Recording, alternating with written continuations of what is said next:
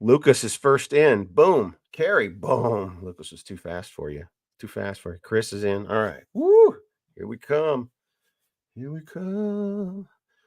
Here it comes. Here it comes. Jacqueline is in.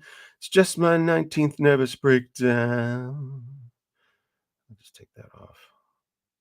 What do I put up? This way network. There we go. AC Cruz piling in. Everybody's piling in. Is mom going to come? I know mom doesn't always come into the chat session. But she must want to hear about my trip to Moscow, Idaho.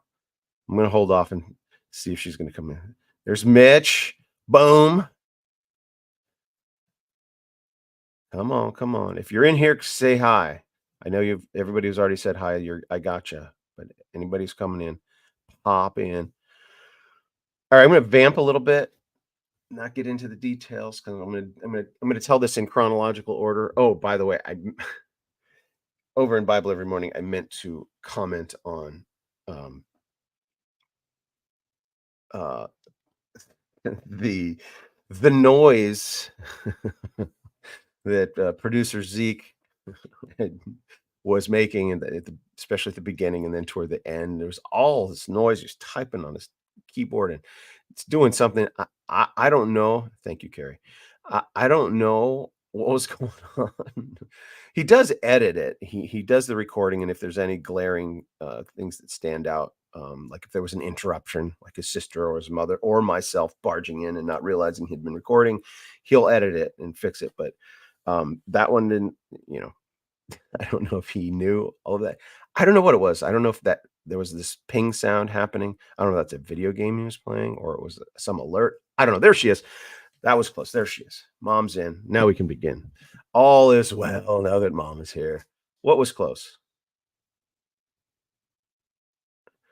Elaborate, mom. You almost missed it. All right. Chloe, there you are. All right. All right. Good, good, good. People. William Archibald, boom. Yeah, baby. He's in it. Okay, so full disclosure, everyone. I have oh, it didn't come up on your YouTube. I get it. William, it's gonna make some noise here in the comment section. All right, all right. Yeah. So today was supposed to be William and I. It was on the calendar schedule. It was going to be William and I in here blathering on about something interesting. Obviously, it's always interesting, in particular with William in here. But I told producer Gina, I really need to update everybody, the, the fans, the base, my friends, the family on this trip. Right? It's like, when am I going to do it? Here now, Wednesday chat session. So graciously, William has. We've moved our session to next Wednesday, so you're not going to miss out on William and Michael. But today, while it's fresh in my mind, this trip to Idaho, to Moscow, Idaho, and William has decided to join us. Thank you, William. Good to see you. Keep things lively there in the comment section. Okay, let's get to it. Enough of me vamping and rambling. So, I'll try and give as much background context. Yes, Carrie, that was kind of that's what Gina said. Like I said initially, I said, well, I can just tell about my trip to Moscow with William present, and Gina's like, no, he'll talk too much, or he'll. And I love it. I love when William talks, but we only have a half an hour, and this summary of my trip will take all of that time and then some. So, uh, love you, William. Love you, brother. Okay. So, quick context. God prompted me to reach out to Doug Wilson in Moscow, Idaho. Why? Why did God prompt me to do that? And it's clear after, now in retrospect, it's clear. I thought it was God prompting me, and now the things that have happened, prove that out, that I was right, that I was hearing the voice of God. Patty Cash, greetings from Germany. Patty, welcome. I have not seen you in here. You are welcome. Patty, what I'm doing today, here, let me just put that up. What I'm doing today is recounting some miracles that happened over this weekend. I went to visit somebody, and I'm just launching into this. So this is to you, Patty. You probably have no idea who I am and what I'm talking about, or maybe you do know me from some of the things on YouTube. But so God prompted me to reach out to this influential pastor and minister and educator, a guy named Doug Wilson. He's a historic character. He's a modern day prophet. He is very important in God's kingdom, right? God has raised this guy up to be incredibly influential. He's prolific. He writes books and preaches and goes on podcasts, and his output is incredible, and he's hearing from God. The guy is I'm being honest, there's things that I disagree with. There's a couple of things in that I've heard in his worldview that I'm like, I'm not sure about that, not sure about that. But the vast majority of it, and he's right, he's on the nose in scripture. So God prompted me to reach out to him. Why? Because I'm working on this incredible project that's it's a Hollywood commodity. It's like a Hollywood project, but it's also an academic pursuit. It's the impact that this project is supposed to have on the world is not just to entertain people, but it's to get into academia and into, in particular, the classical Christian curriculum, right? And so Doug Wilson and his has started a university, right? Or it's technically a college, and they may apply for university status or whatever. But New St. Andrews College is cranking out some high quality people, right? New St. Andrews College in Moscow, Idaho. So when I realized that Doug was straddling both of those lines that I am, right? The religion and the academic or the intellectual, right? It's like, okay, this guy's making an impact in the world, and he's targeted, right? He's targeted by the world, but also by Christians that disagree with him or think he's wrong in a lot of things, right? And so I think he's right in the things that they think he's wrong, blah, blah, blah. So the guy's used to taking heat. And so I'm like, oh, this guy probably would absolutely understand this project. And if he does, I'm going to insert myself there and kind of connect or merge with the momentum that he has, right? I have my momentum, and if I get attached to them, and work my way in and become a part of their community, right? That all ships rise together, and whatever I do will influence them, and whatever they do potentially influence me. And it's like this project has to have its core base, its core audience, right? And you guys are the core audience. You guys are the Jesus loving fanatics, right? Well, that's what's going on in Moscow, Idaho. A bunch of Jesus loving fanatics that are intellectual also in their pursuits. They believe in God designed us such that we should read and comprehend very difficult things to comprehend. In other words, God's created this mind to grasp profundities. That's his design. Is we are brilliant, right? He created a race of geniuses, right? And that's what is fostered in Moscow, Idaho. These young people, they read the classics, and they come up when they're 18 out of high school, or when they're 21 or whatever out of college, with just an incredible grasp of history and theology and knowledge and world affairs. Like it's the cream of the crop of humanity. Not only do they understand the truth of the gospel, but they are understanding what's going on in the world. It's like that's the perfect place to build the next Hollywood, right? That's to boil it down. My goal is to tap that fresh resources of young people coming out of the NSA and the church there, and train them in screenwriting and filmmaking and storytelling, so that they can help me build this project, which will rise and push out the nonsense from Hollywood, from the Oscars. And here's a I haven't even gotten into the trip yet. I'm just giving you the background. So I just want to make this one point. I completely forgot about the Oscars, right? That happened. That's like my job, my day job. That's the like the Super Bowl of my job, right? Hollywood gossip, the Oscars, right? That's what I do for a living. They had us on the schedule to work on Sunday, and I had already scheduled my flight to Moscow, and they posted the schedule. I'm like, oh, I'm scheduled to work on Sunday. Oh no. And I went and told my boss, I'm like, I already had this plan. He's like, fine.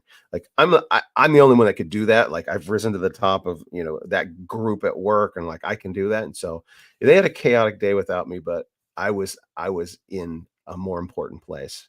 Okay. So first went to Moscow in November after I'd already reached out to Doug and communicated with him.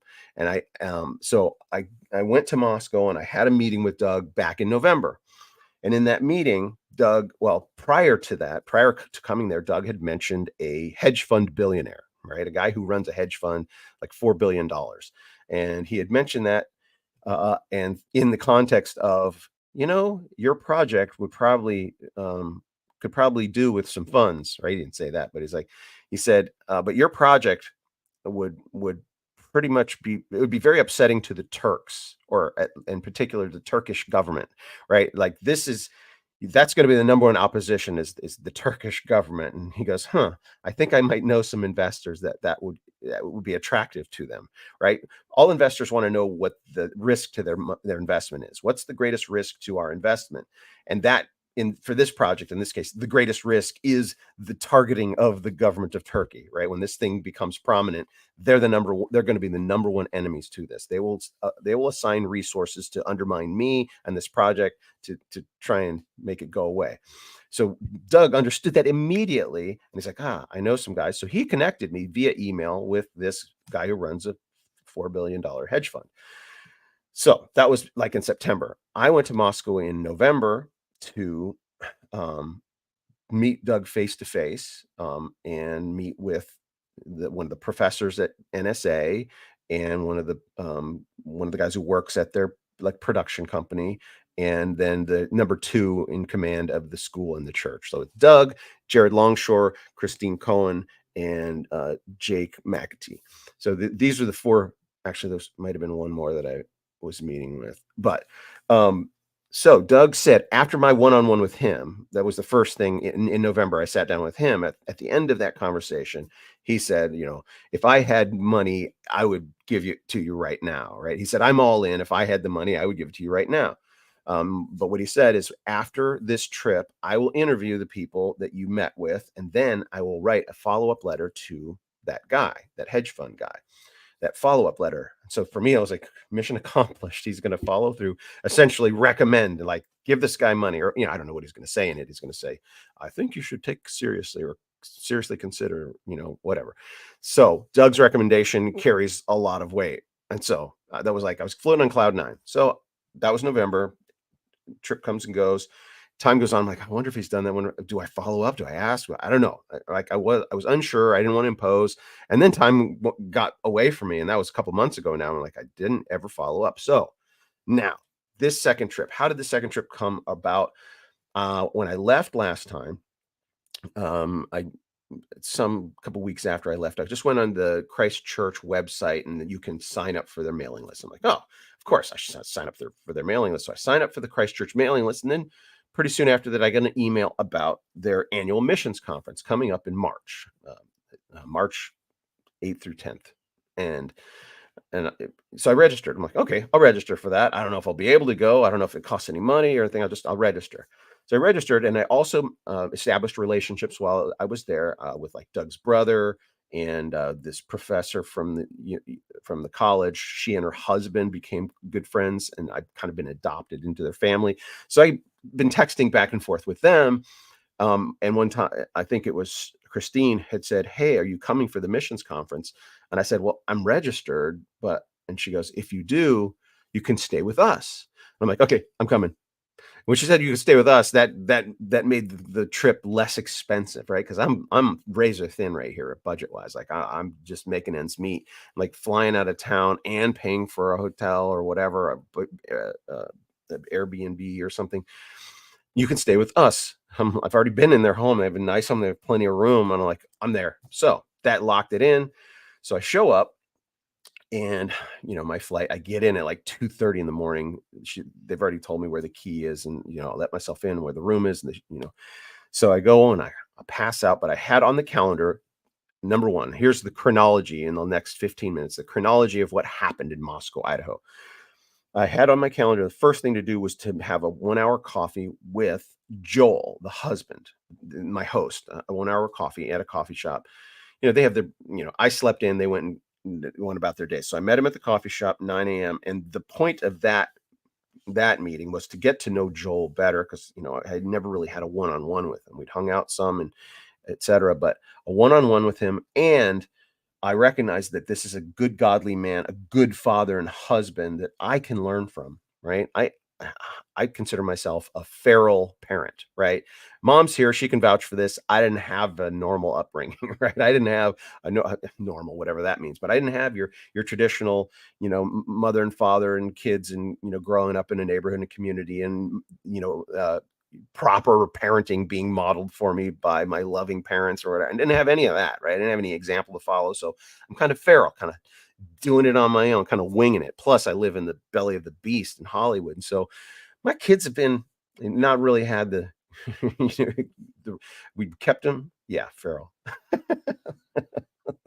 Hey, I figured it out on my own. It's a feral is just kind of figured it out on my own. Well, Jesus got a hold of me, right? So, but here's a guy, he's younger than me, but he's lived in this town. His kids have lived in this town. His family, this is all they've known. And they're this cookie cutter, right? They're just this loving family. And, mom and dad love each other. And right? There's always issues and stuff, but it's like, okay, yes, mom, I actually, and that's the thing. I don't regret anything, right? It's like I wouldn't trade my upbringing for anything because God used it. Like Joseph, right? Joseph went into prison, and or he was a slave and he was in a prison. That's not normal. Right? That's not normal. But God needed to shape him and mold him for what God had prepared for him. So God had this plan for me. However, there are things that I don't. uh, I see some of the bad seed, taking root in my kids, and I'm like, "Oh, wait, I need to do what I can to reverse that." It's like I need to we, we need to make some changes, right? We all have sin and flaws, and this is a guy that's like, um, is holding me accountable just from some questions he asked me the first time. I'm like, "Yeah, this is a guy I'm just gonna have him as like an accountability partner. I'm gonna confess my sins, or I'm gonna just not confess, but I'm gonna share what's going on, some of the deepest, darkest stresses in my life, and just let him sit with that, and later on see what kind of advice or what, and so that first meeting was just me kind of pouring out my heart, getting to know him, and then pouring out my heart, right? And so, yes, mom, you were the one with the feral lifestyle. That's the thing. It's like I'm a feral child of a feral parent, couple feral parents. If you guys, ugh, not now, I got to talk about this story, but there's plenty to talk about. So that meeting comes and goes. We set up another time to meet later on for him to process some of the stuff and think of what, advice and books to recommend, etc. So I went there seeking that kind of selfishly. I need to work on myself. I need to work on myself as a husband and a father. And this guy has a nice model. I bet he's got some good advice and good, etc. And spoiler, yeah, he recommended a book and some things to do. But after that meeting, I didn't really have anything else on the agenda, and then I realized, oh, well, his wife, I really came there to see his wife, who's the professor at the college, because I wanna network with the college, right? I want some of those young, brilliant minds to come aboard on This Way. This Way Media is what This Way Media Academy is what it's going to be called. And so, I texted her from the coffee shop, and he said, "Yeah, you should talk to her. This is probably a good place." Turns out this coffee shop is like their office, right? They have meetings there all the time. It's a block and a half from their house. So I text her, and she's like, "Yeah, I'll meet you there." So she shows up. I never even left the coffee shop. He took off to do his work. She comes in. We sit down for about an hour. And what I was getting across to her is the vision. What the vision is I'd like to, ideally, we'll see, but this is kind of, I'm putting it out there. By the fall, I'd love 10 students, 5 researchers and 5 writers that I can train to write screenplay format and to research this story to get the other 40 scripts written. Really, it's 36 scripts, right? You guys know this book is one of 4 of and 4 of 40, right? There's 40 episodes, right? I need the development process. You got to write the scripts first, all the development. And like, I can't do 40 scripts on my own, but I have created a template and a process by which those 40 scripts can be fleshed out. But I need bodies to do that. I'm the captain of the ship. I need my captain, my first mate, and the crew, etc., to do this thing. I've got so many irons and so many fires. I got like 12 YouTube channels, and I got a day job, and I got right networking with the Armenian community, and I got so much going on, but I need to get this ball rolling. I've made contact at NSA. I've made contact in Idaho. That's where I think the cream of the crop will be. Young. Uh, um, why am I forgetting this word? Ambitious, right? It's like paint me as ambitious, but young, ambitious Christians believing in post-millennialism, that we're going to take over the world. We're going to build infrastructures that will change culture, transform lives, transform our culture from the inside out and globally, et cetera. Right. That's the goal. That's what I think is happening here. And so I just share with her, I'd like 10, but the goal is 10, and maybe some of them will be from this community. I'm letting her know that.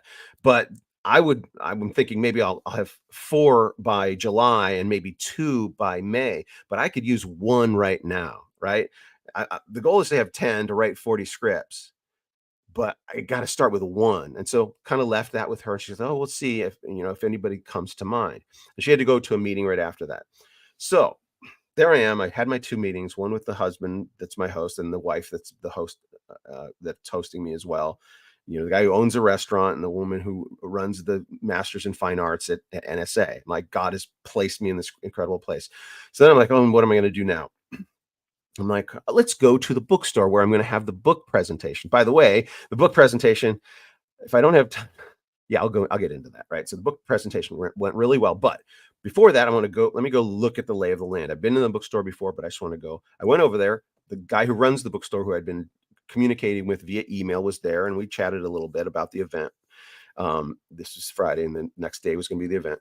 So, and I browsed a little bit. I looked down, and there's a book that I meant to buy like 6 months ago.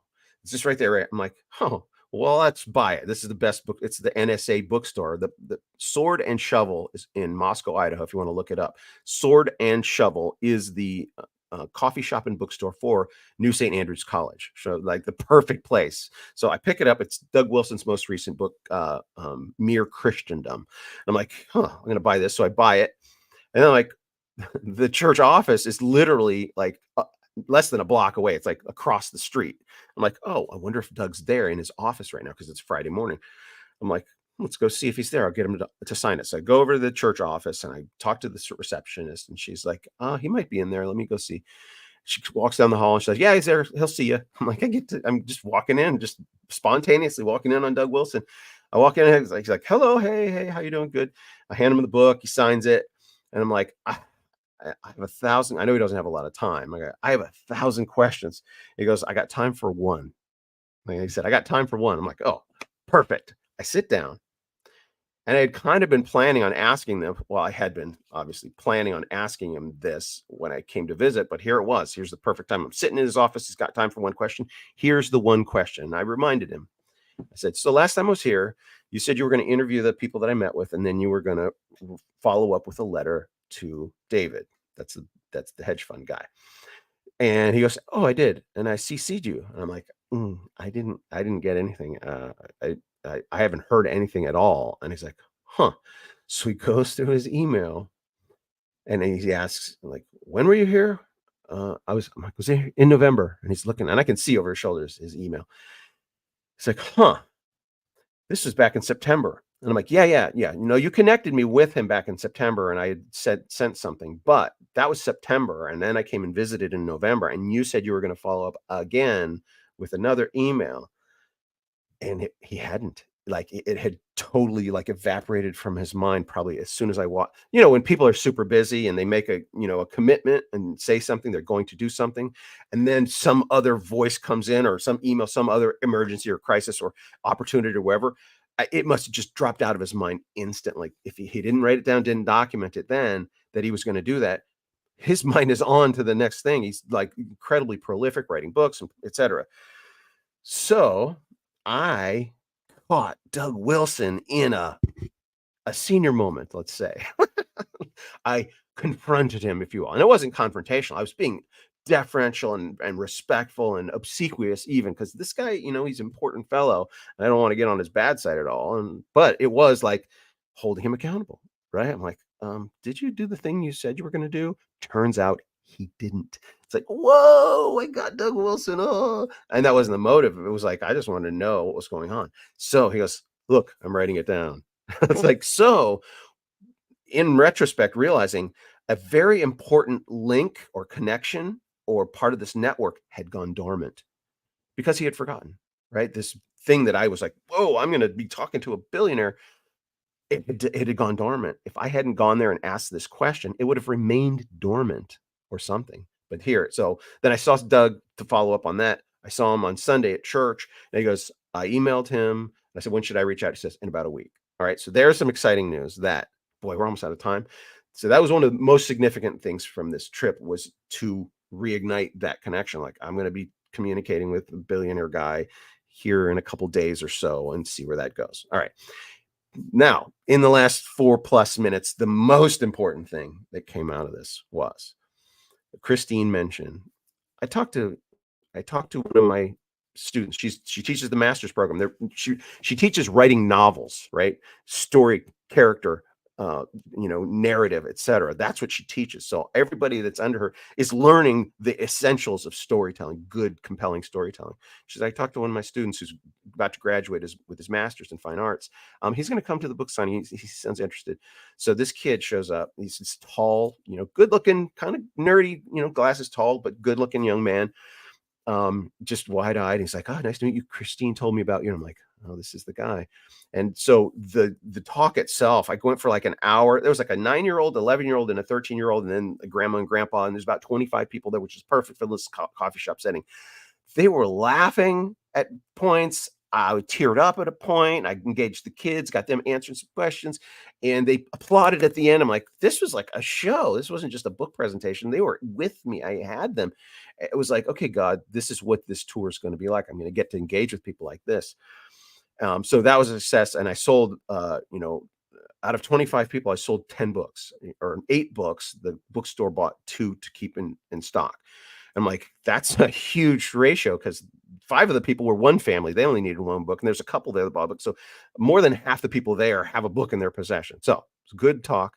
And I video recorded it. I did get a wide shot of it. We'll get it posted eventually. But this kid comes up to me afterwards and he's like, yeah, Christine told me you're looking for somebody, blah, blah, blah. I'm like, all right, let's go sit down. The coffee shop side of the Sword and Shovel.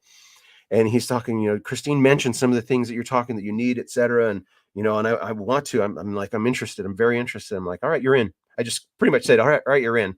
I like to do that kind of to catch them off guard. You're in, I'll take you. And he's like, well, before you say that, I'll just need to tell you how unqualified I am, right? I never written screenplay. Don't know screenplay format, blah, blah, blah. I'm like, I let him talk and flail a little bit, and I'm like, and then let's smile and nod and go, you don't realize, young man, that by saying I'm not qualified, or I don't think I'm qualified, that is actually a qualification, right? That proves that you are qualified. I'm not interested in anybody coming in here saying, yeah, I know what to do. I know this stuff, blah, blah, blah. That's the opposite. Somebody like you who's eager and interested and of high caliber already. I can tell you have to be high caliber to go through the masters in fine arts at NSA. And I'm like, you're in, and that attitude proves that you're in. And then I said, but before you say to me, young man, before you a whole hog commit to me, you have to understand, I have no money. This is unpaid internship. Basically, I didn't say intern, but that's really what it is. Unpaid. Until we're funded, it's unpaid. He's like, no, I get that. I understand. I'm like, so what I got from Moscow is an intern, like full-time, high caliber, high level, a kid who's going to be helping me flesh out the 40 episodes, the outline of it, start, planning for more people to come in, networking, connecting him to my research, my sources, like my historians, etc. This kid's going to probably be coming in here every now and to the chat session or Bible every morning. Maybe I'll do an interview with him here, etc. You guys are there's a new character on This Way Network, a guy named Ethan Grant Oldham. Final note, on Sunday after church, in fact, I have a meeting with Ethan tonight with Stephen and Gina, right, to get started on a Zoom meeting tonight. And then, I like what you guys are saying. When I end this, I'm going to go through the comments. I like looking to see what you guys were chatting about. But final note, after church on Sunday, my hosts were like, you guys can eat with us, but unless you get invited to lunch somewhere else, they know that I'm out there networking and hobnobbing. So this one guy, a missionary guy, he's based in Moscow, Idaho, and has a big ministry, French translation ministry. He's originally French. He's a Michelin trained chef. He had a restaurant, but now he does ministry. he invited me to like he and his wife, and then one other guy from the missions conference that I went to. He invited us to lunch at his place, like gourmet chef cooking, like for us. I'm like, this is too good to be true. I can't believe it. And it's just this nice, spacious. He has 27 grandchildren. He's got 4 children and 27 grandchildren, 22 of them that live around him. I'm like, you have your kingdom. Well, he vouched for Ethan. He goes, we love that kid. He's amazing. My intern. So again, I could go on and on. Love you guys. I got to get to work. I will see you and keep you updated. I'll see you guys tomorrow on Bible Every Morning.